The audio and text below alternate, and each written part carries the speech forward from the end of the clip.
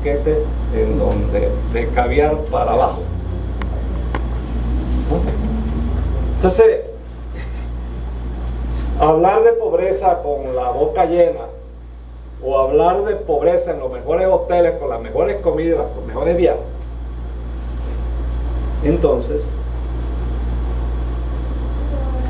tenía sentido describir ese almuerzo. Algunos me dicen, hey José, tú eres chef. Digo, ¿por qué? Tú tienes un menú en esa novela de chef. No, digo, no, yo llamé a un chef, amigo mío, y le digo, oye, me acá, prepárame un menú presidencial. Entonces, digo, ¿para qué quieres? No me pregunte, ¿para qué? Digo, me preparo un menú, y yo simplemente copiaré el menú. Ustedes ven ahí, disfrutan el menú cuando leen la novela. Y otras de las vivencias tristes, por ejemplo, fueron las vivencias de mi abuela. Mi abuela me contaba que, en efecto, creo que incluso yo nací con partera en casa, ¿no? Ella era de las Ladas en Chiriquí, por supuesto. Allí no hay control médico de las mujeres encintas, ¿no? Allí no se conoce el ultrasonido. Aquí en el tiempo no había ultrasonido. El ultrasonido de aquellos tiempos era la tijera y la aguja, a ver dónde se sentaba para ver si era niño o era niña. ¿Ah? Así era. Entonces, por eso que cuando se describe, ¿no? Se describe el nacimiento de María, se escribe más o menos de acuerdo a lo que yo había escuchado, las cosas que yo había recopilado. Es cierto también que hay algunas vivencias que son creación y otras que son realidades, como les contaba. Yo creo que el doctor Álvarez llegó a conocer al psicólogo que aparece en la novela, el doctor Alberto Taylor. Alberto Taylor, profesor de la Universidad de Panamá de Botánica, ¿no? Yo viajaba con Alberto con alguna frecuencia al Centro Regional de Santiago de Veraguas cuando yo tenía una actividad económica en Santiago. Nos íbamos todos los viernes. De Panamá a Santiago componíamos el mundo, y de Santiago a Panamá lo descomponíamos. Entonces, ese es el personaje que aparece como el psicólogo de María cuando María llega a la universidad y dice, ¿qué estudio? ¿No? Entonces, Alberto Taylor dice, ven acá. ¿Cuál es tu visión en la vida? ¿Qué quieres ser en la vida? Estudia lo que tú quieres ser. No estudia lo que tus padres quieren que tú seas. Y entonces, ese personaje es real, porque yo lo disfruté muchísimo con Alberto. Después, cuando dije, Alberto, te metí en la novela ahí. Hay un dirigente estudiantil en la novela. Ese dirigente estudiantil lo conocí, es amigo mío. Hay alguien que dejó encinta a un estudiante, ese también lo conocí, fue en un reinado universitario, ¿no? Entonces sí, la novela es una mezcla de realidad con ficción, pero siempre tratando de llevar el hilo de la historia de María, que es difícil un poco a veces comprender los sacrificios que hay que hacer para salir de la pobreza en este país. Por supuesto que a Álvaro Alvarado, que yo sé que tiene un trique con Hugo Famanía, inventé un periodista que se llama Hugo Alvarado para pegarle la vida a los dos, y cuando dice la novela, ahí están, ¿no? y una cuñada mía que se llama Tita, le dice, el personaje va a ser la maestra Tita. Y así se fueron creando los personajes. Obviamente ya se había hecho el trabajo de la estructura, del mensaje, de la personalidad que iba a tener cada personaje. Y entonces el problema de un novelista, yo no lo había entendido, que el problema es lo que escribe, ¿no? Lo que el novelista quiere poner. Para terminar esta parte, y ustedes puedan hacer todas las preguntas que quieran, pueden hacer todas las preguntas de la novela, de la no novela, del país, de la educación, de lo que usted quiera.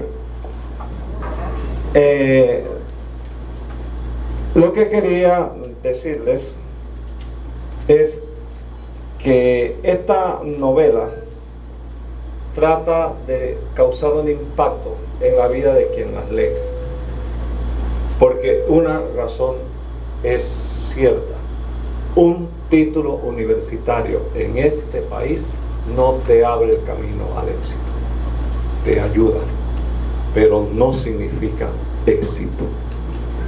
Además, si tú no estructuras, y hay que decírselo a los muchachos, si uno no estructura una red social de contactos, es muy difícil. Yo estoy escribiendo, y ya lo tengo, una conferencia sobre cómo enseñar la educación superior en la era del conocimiento para la generación Z. O sea, cómo nosotros, los que nos dedicamos a la enseñanza, le vamos a educar a una generación que es digital.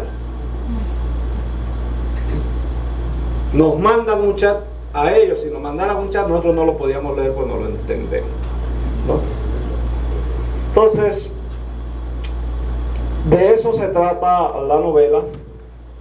Hay algunas frases que son duras, yo lo admito.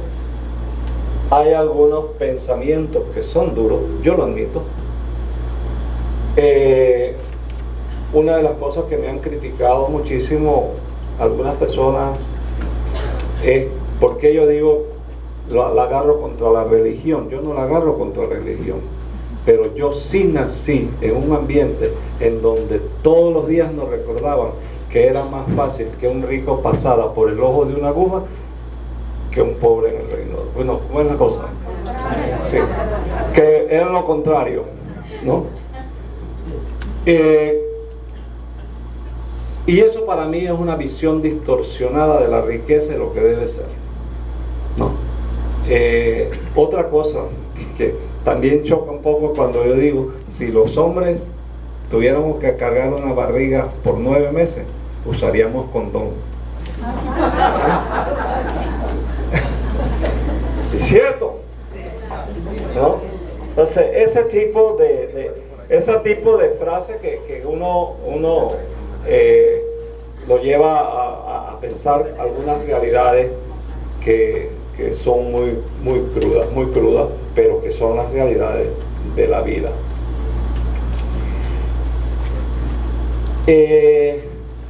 Y eso tiene un mensaje, incluso el mensaje comenzando por la dedicatoria.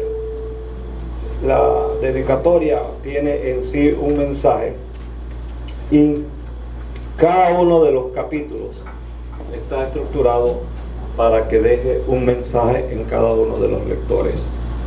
Y esta es una novela, como yo le digo, para leerla con un marcador en la mano derecha y con un pañuelo en la mano izquierda.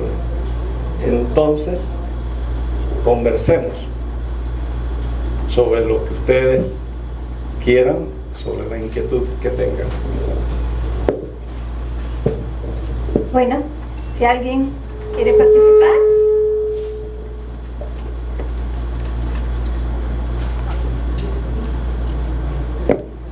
Le ruego que se animen.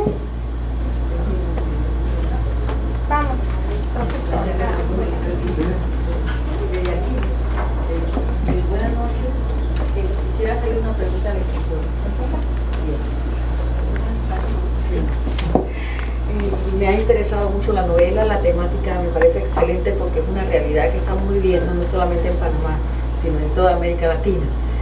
Pero me interesa saber si usted participó alguna vez en un Sumiró o no ha participado. Ok, yo creo que todos me escuchan. Gracias. Esta novela yo la participé en un Miró, y por supuesto no quedó ni de última. No quedó ni de última, y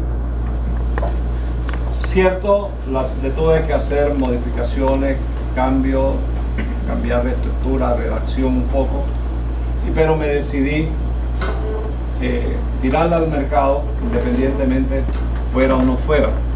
una novela ganadora de un concurso Ricardo Miró. Entonces,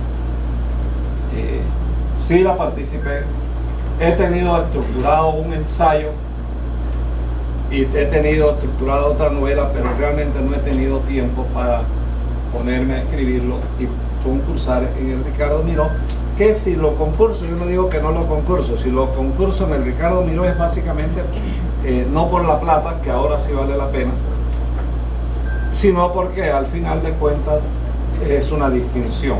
Claro. Miren, esta semana a un profesor de la Universidad de Panamá, del Centro Regional de Las Tablas, Milquiades Villarreal, ha sido el primer panameño que la Academia de la Lengua en España lo acaba de postular para un premio de la Real Academia. Yo hablé con él hoy, él no sabe si va a ganar o no va a ganar, dice, ya yo estoy como si me sintiera el rey, porque solamente al postular a un premio de la Academia es ya un gran honor. Entonces, si algún día me gano el Ricardo Miró cuando tenga 100 años, ahí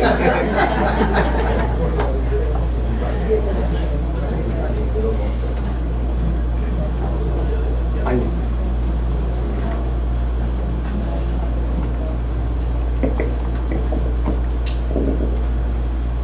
Buenas tardes a todos, doctor Gil.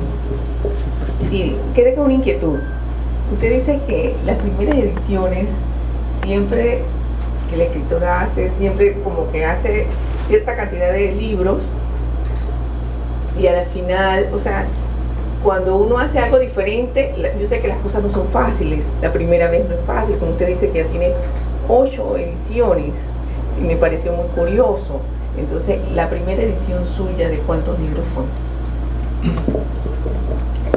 Todas las ediciones mías fueron de 500, por cuestión simplemente de costo. Aquí en Panamá, imprimir 150 o 250 libros, prácticamente es muy poca la diferencia. Entonces es mejor poner un poquito más y tirar 500, y cada una es de 500 ediciones, y lo dice en la contraportada, dice, y da las fechas en donde fueron impresas, pero cada una de ellas fueron de 500 ejemplares cada una, para llevar también un patrón, porque lo mismo te va a cobrar un poquito. Si mandas hacia 250, 300, la diferencia para mandar a 500 no es una diferencia muy grande. Entonces, cada una es de eso.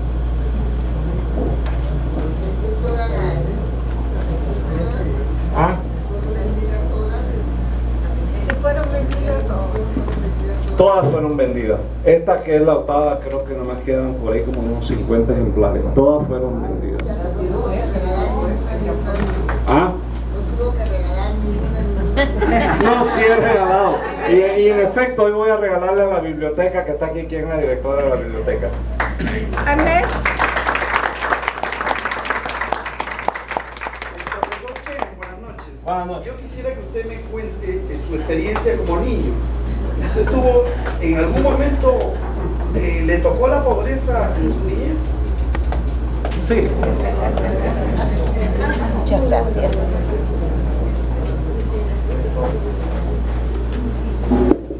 Hay dos experiencias en la vida que uno tiene que aprender. Cuando uno va a una conferencia con periodistas o de conferencia de prensa, uno tiene que esperar cualquier pregunta. Y cuando uno viene a un conversatorio y realmente lo quiere ser sincero, uno se expone a todas las preguntas. Yo le voy a contestar todas las preguntas. Ok, yo soy hijo de madre soltera. En otras palabras, sí, mi papá se separó de mi mamá, vamos a ponerlo en términos bonitos, cuando yo tenía como 8 meses.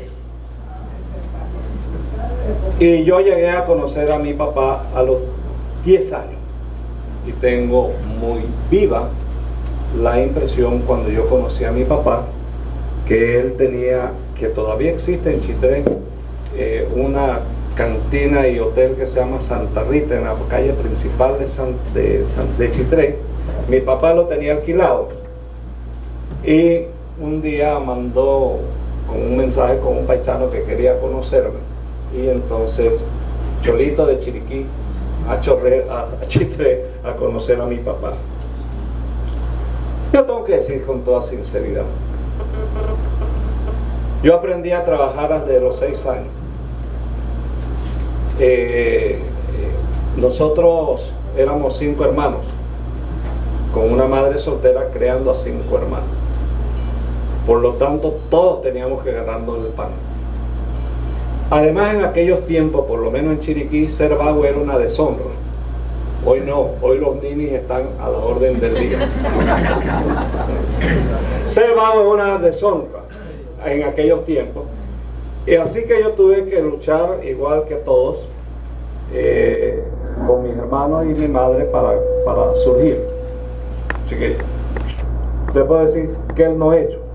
Vendí periódicos, vendí empanadas, vendía de todo. Estudiaba en la mañana, trabajaba en la tarde. Cuando trabajaba en la mañana, estudiaba de tarde. E incluso la Universidad de Panamá mía la hice de noche, ¿no? Así que esas son unas experiencias muy ricas que, si uno las sabe aprovechar en la vida, te puede llevar al éxito. Por eso que en la novela, uno de los textos que usted usó es que el éxito se logra si se planea, si se diseña y si se trabaja. Eso lo acaba de mencionar y está en la novela, porque yo creo en eso. Yo conozco muchachos de padres ricos que le llaman las fortunas perdidas, porque no sirven para nada, ¿no?